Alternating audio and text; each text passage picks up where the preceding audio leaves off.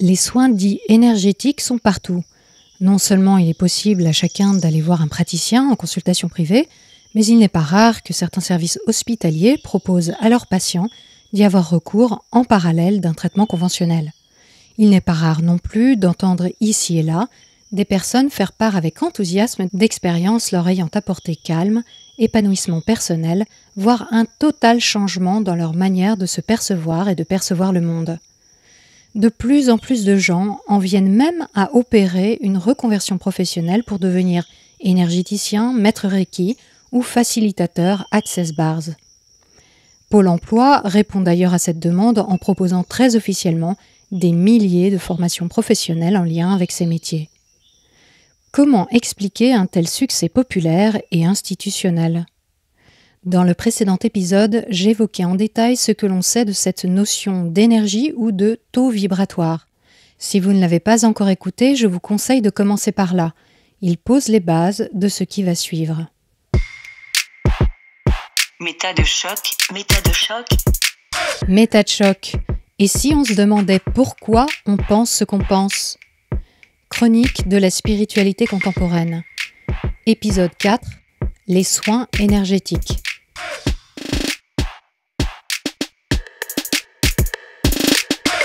Au commencement étaient les guérisseurs. Héritiers de pratiques ancestrales des sociétés traditionnelles, ils sont à l'origine de ceux que l'on appelle aujourd'hui les rebouteux, les barreurs de feu, les magnétiseurs, les radiesthésistes, les chamans ou les exorcistes. Au XVIIe siècle, à une époque où la démarche scientifique reste embryonnaire et où la limite entre magie et médecine n'est pas clairement définie, certains médecins et intellectuels européens s'intéressent au magnétisme. Ils y voient un principe explicatif de tous les phénomènes naturels. Ils parlent d'onguent de la sympathie ou de magnétisme de l'amour et présentent la santé comme un état d'harmonie entre l'individu et le céleste, fait de fluide, d'aimant et influencé par toutes sortes de forces occultes. Déjà à l'époque, il est envisagé qu'une guérison puisse avoir lieu à distance grâce au magnétisme. Comme nous l'avons vu dans l'épisode 2 sur l'histoire du mouvement New Age, le siècle des Lumières a par la suite donné naissance à l'ésotérisme, un mouvement de pensée tentant d'établir des ponts entre les découvertes révolutionnaires d'une science naissante et la spiritualité. C'est dans cet esprit que le médecin allemand Franz Anton Mesmer tente de donner des interprétations rationnelles à des phénomènes de transe qui jusque-là auraient été considérés comme des manifestations de l'ordre de la magie. Il pose les bases du mesmérisme, aussi appelé magnétisme animal, en 1773. En plus de l'idée selon laquelle un fluide physique subtil emplirait l'univers et relierait toute chose, il pense que la maladie résulte d'une mauvaise répartition de celui-ci dans le corps humain. Mesmer prétend pouvoir canaliser ce fluide et le transmettre à d'autres personnes grâce à ce qu'il appelle des passes d'harmonisation. La restauration de l'équilibre perdu générerait ensuite une guérison. La transe du ou de la malade serait, elle, l'expression de la crise provoquée par cette réharmonisation. Très rapidement, la pratique fait fureur dans les salons. À cette époque où les savants semblent capables d'exploiter les forces de la nature et inspirent une admiration quasi religieuse, le fluide invisible de Mesmer ne semble pas dénoté. Mais ce dernier est rapidement accusé d'escroquerie. Malgré la condamnation du mesmérisme par la faculté de médecine dès 1784, cette pratique devient un véritable phénomène de société qui perdurera jusqu'au début du XXe siècle, notamment relayé par les adeptes du théosophisme. Les magnétiseurs d'aujourd'hui en sont les héritiers. En 2004 et 2012, l'Observatoire zététique a mis en place un protocole expérimental proposant à des magnétiseurs volontaires de tester leurs capacités. Ils devaient déterminer si une personne choisie par eux se trouvait derrière un paravent. Ces magnétiseurs n'ont pas su détecter la présence ou l'absence de cette personne au-delà de ce à quoi l'on pourrait s'attendre en faisant des prévisions au hasard. Malgré un foisonnement d'anecdotes personnelles, il n'a jamais pu être apporté la preuve de l'efficacité du magnétisme thérapeutique.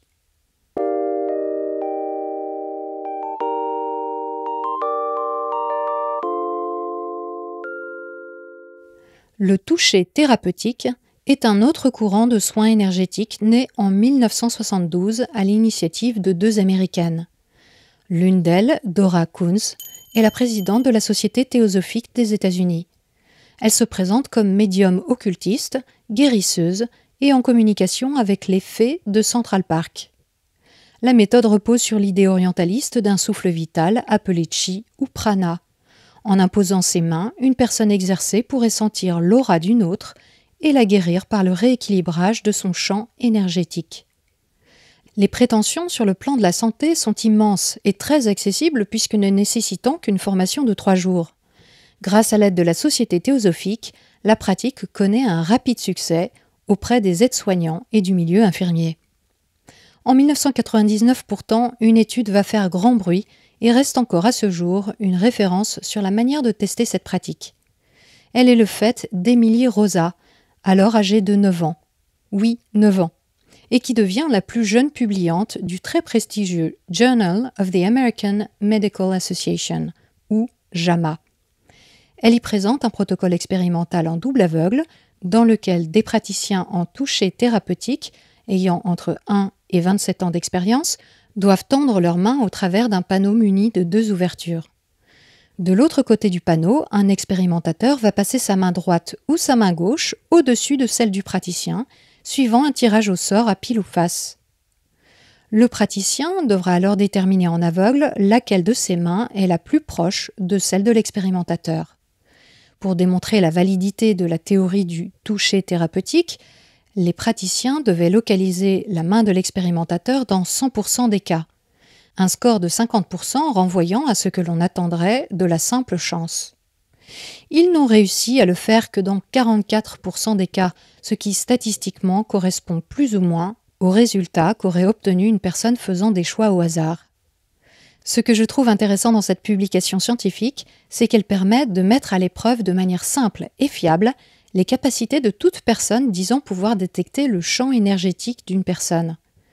Si vous pensez vous-même avoir ce pouvoir, ou que vous faites appel à un praticien le revendiquant, je vous encourage vraiment à l'utiliser.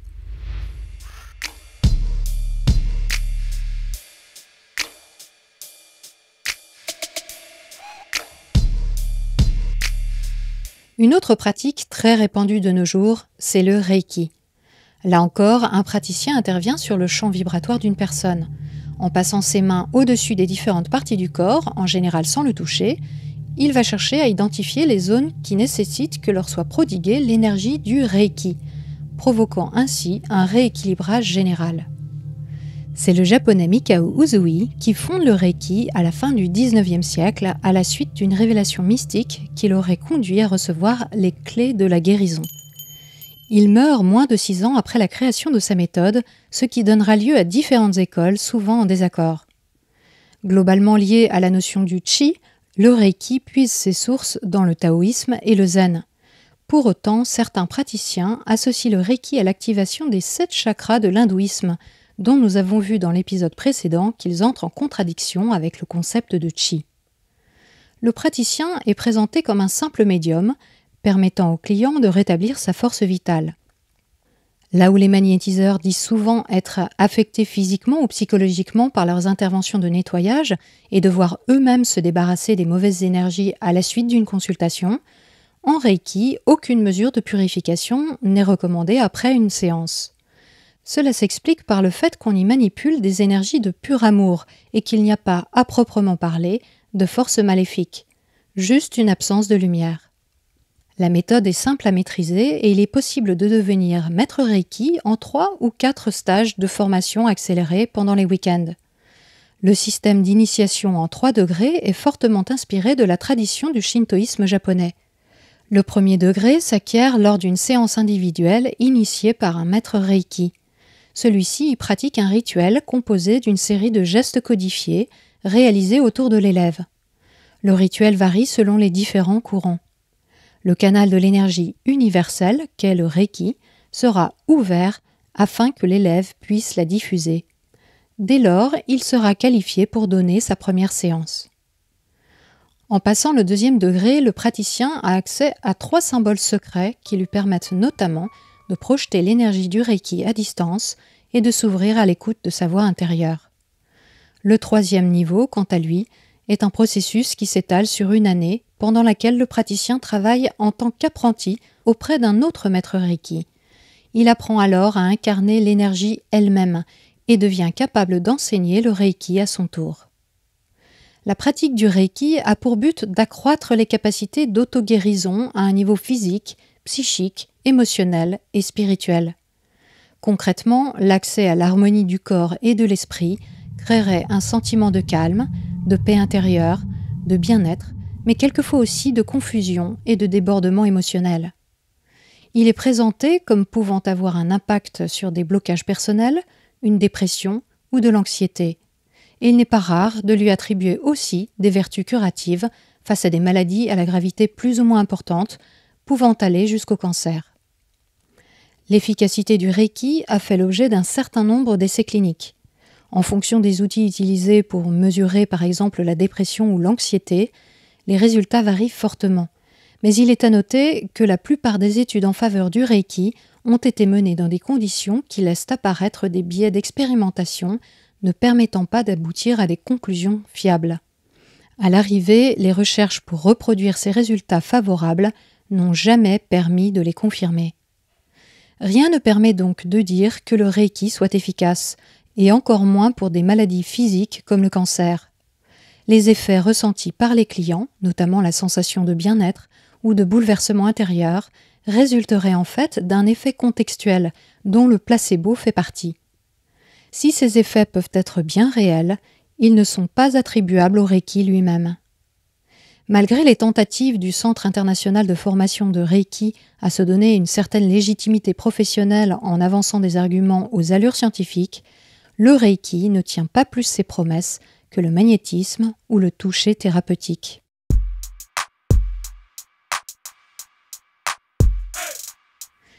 Malgré ces résultats peu concluants, on pourrait se dire qu'il n'y a pas de mal à se faire du bien et qu'il n'y a pas non plus lieu de condamner des pratiques qui semblent bien inoffensives. En réalité, on peut y trouver 2 problèmes qui sont loin d'être anecdotiques. Tout d'abord, plusieurs études ont mis en avant le fait que les personnes atteintes de cancer et ayant recours aux thérapies alternatives ont considérablement plus de chances d'en mourir. Cela concernerait, rien que sur le territoire français, plusieurs milliers de personnes par an. Les prétentions thérapeutiques des soins énergétiques représentent un réel danger. Elles retardent souvent le moment d'un diagnostic médical et de sa prise en charge, diminuant d'autant les chances de guérison. Et même pratiquées en parallèle d'une thérapie conventionnelle, elles induisent dans les faits une certaine négligence de la part des patients dans l'observation de leur traitement. Je tiens à rappeler ici que l'effet placebo ne s'applique pas au cancer et aux maladies infectieuses comme l'angine, l'ulcère ou la fièvre jaune. S'ajoute à cela un élément lui aussi fort préoccupant. La moitié des signalements déposés auprès de la Miviludes, mission interministérielle de vigilance et de lutte contre les dérives sectaires, portent sur des pratiques de soins non conventionnels. Parmi les nombreuses pseudosciences, le Reiki est une méthode très couramment utilisée par les mouvements sectaires pour attirer de nouveaux membres. Il figure parmi les pratiques les plus signalées à la Miviludes. Certains témoignages attestent de séances de guérison à distance, par téléphone ou visioconférence. Mais au-delà des abus financiers, la croyance selon laquelle il serait donné à chacun, après une formation accélérée, de transmettre ou de recevoir ce pouvoir de canalisation d'une énergie vitale universelle promue force de guérison, peut déboucher sur des dérapages certains. De manière générale, la facilité à monter en grade fait partie de la stratégie sectaire de nombreuses mouvances. On fait miroiter à l'adepte la possibilité de devenir lui-même praticien ou formateur, ce qui est très valorisant et réconfortant, en particulier pour une personne en perte de repères. Or, on sait que ce type de pratique alternative attire en priorité des personnes vivant un moment de fragilité psychologique due à des difficultés personnelles ou professionnelles. Et nous en avons tous, à un moment ou un autre. En quête de bien-être ou de guérison, ces personnes se retrouvent face à une offre pléthorique, des milliers de thérapeutes, de stages d'initiation et de formation dont il est bien difficile d'évaluer la fiabilité et pouvant mener étape par étape à une situation d'emprise mentale. À ce sujet, j'encourage ceux d'entre vous qui ne l'ont pas encore fait à écouter le témoignage de Maude dans l'émission de Méta de choc, Reiki, Tantra et emprise mentale.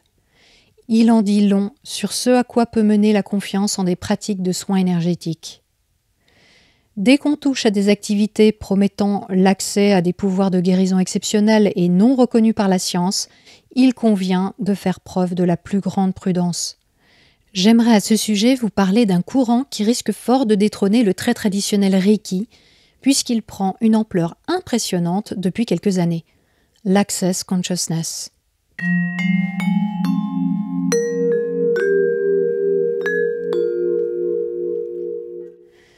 Le produit d'appel de l'Access Consciousness s'appelle Access Bars.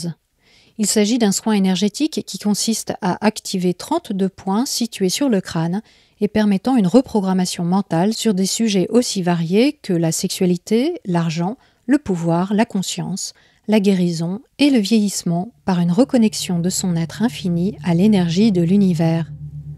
Lors d'une séance de 90 minutes, le praticien appelé facilitateur pose ses doigts sur des points symétriques marchant par paires, situés sur les tempes, le front ou le dessus de la tête. On y retrouve notamment des tunnels de l'espace-temps ou le toaster de vieillissement. Le fait de toucher 2 points symétriques précis permet à l'énergie électromagnétique de se diffuser dans le circuit ainsi activé. Ces circuits sont ce qu'on appelle des barres. À l'image d'un disque dur interne, elles pourraient être réinitialisées et débarrassées de leur virus. L'individu pourrait se libérer de vieilles croyances, rendant tout plus clair, sans même avoir besoin de comprendre pourquoi. Présenté comme un simple processus corporel, ce soin aiderait à gagner en énergie, à sentir qui on est vraiment et à faire ses propres choix pour le devenir. Au-delà de l'Access Bars, la méthode globale Access Consciousness se décline sous la forme de différents outils comme le processus corps ou le lifting facial. Ce système a été inventé dans les années 90 par l'Américain Gary Douglas, un agent immobilier qui, à la suite d'une faillite, se découvre le don de communiquer par channeling avec, entre autres, l'esprit de Raspoutine, le mystique et guérisseur russe assassiné en 1916. De différents enseignements canalisés, il tire les prémices de son mouvement, très inspiré des croyances New Age, alors en plein boom en Californie. À ça, il ajoute un système d'échelons de progression payant, très inspiré de l'église de Scientologie, dont il côtoie intimement plusieurs membres depuis les années 80. Autour de 2000, il s'associe à Dane Heer, un ancien chiropracteur aux allures de gendre idéal, reconverti au coaching de vie.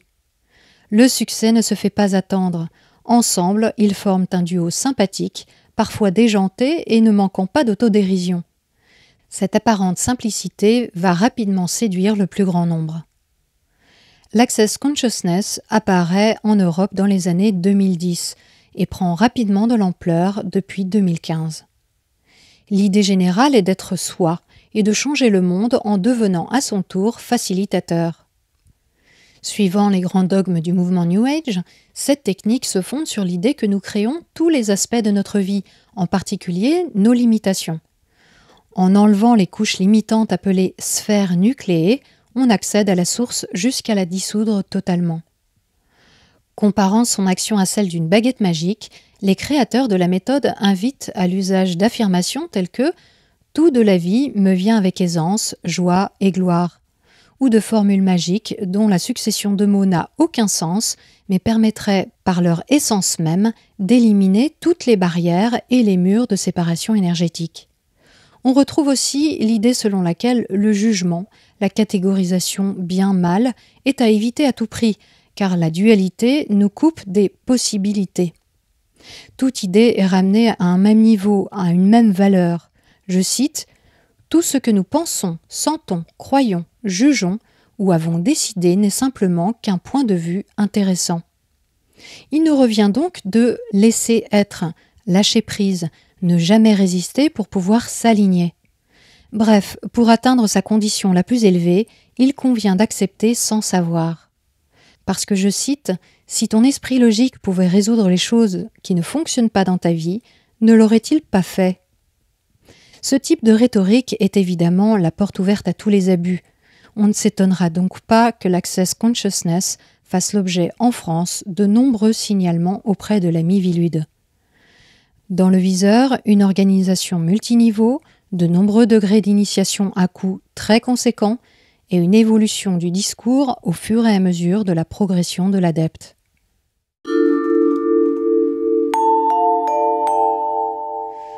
Au départ, il est question de libération des mémoires cellulaires.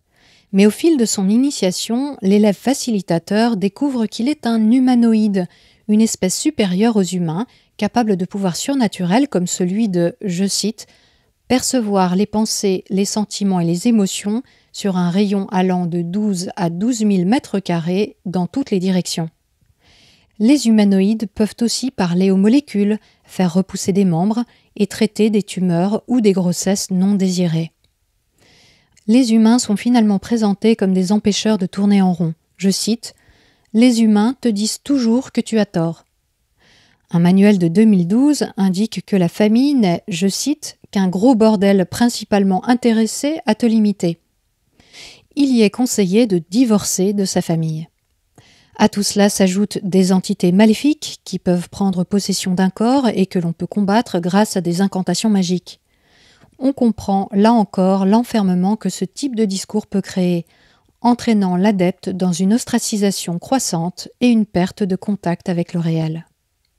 Petit aperçu de ce qu'il est demandé pour devenir facilitateur ou formateur. Par exemple, le deuxième niveau, la fondation, coûte 1 400 $ pour 4 jours. Le troisième niveau, le choix des possibilités, 2 500 $ pour 3 jours. Le quatrième niveau, symphonie et possibilités, est une formation dirigée par l'un des fondateurs, 3 000 $ pour 4 jours. Plus loin, le septième niveau s'appelle les 10 commandements ou 10 clés de la liberté totale. L'ensemble est gratuit pour les moins de 15 ans et moitié prix pour les 16, 17 et 18 ans. Nous voilà rassurés. Pour exercer, le facilitateur doit payer une cotisation annuelle de 200 $ et doit suivre chaque année une classe thématique au choix, ainsi que la classe des 5 jours spécifiques au facilitateur. Il doit également envoyer un rapport mensuel de son activité. Les résultats ne sont évidemment pas à la hauteur des promesses. Mais la déception et le refus de la contrainte peuvent ne se faire jour qu'une fois qu'on est profondément engagé dans le système, tant l'exaltation et l'espoir de départ portent ceux qui pensent avoir enfin trouvé la solution à leurs problèmes. Et lorsque l'on a tant investi financièrement, socialement et psychologiquement, il devient bien difficile de s'admettre qu'on a été dupé, victime de ce que l'on appelle l'escalade de l'engagement. En bout de ligne, on n'aura non seulement pas résolu ces problèmes, mais on s'en sera créé bien d'autres, et pas des moindres. En 2019, le site officiel francophone d'Access Consciousness présentait plus de 500 classes et événements. En 2020, rien que sur la dernière semaine d'août, il en répertorie plus de 60. Il y a de quoi être sérieusement préoccupé.